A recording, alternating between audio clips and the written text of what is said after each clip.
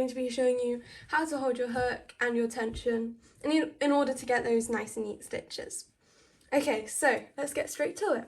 So first you want to have the yarn attached to your hook. So I use the slip knot to do this. If you don't know how to make a slip knot, please go and watch the other video in my playlist on how to make a slip knot. Okay, so we're going to hold the hook in our dominant hand. So in my case, this is my right hand. And then we're going to, with this long piece of yarn, which is attached to the ball, we're going to get it and we're going to wrap it around our pointing finger.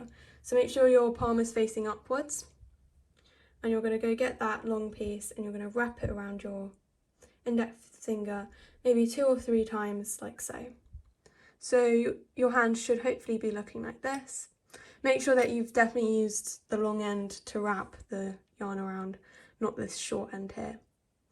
Okay, so now you're going to flip your hand over. So should look a bit like this. We're just going to tuck this long end here under like that. Ooh, let me just rewrap that.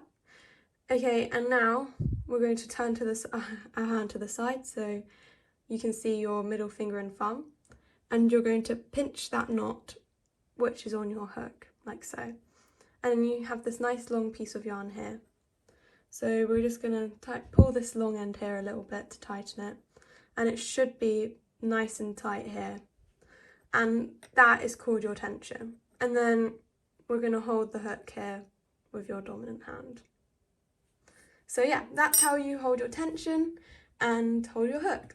I hope you enjoyed this video. Why not check out my book in the description below? It would be a perfect way to test these new crochet skills.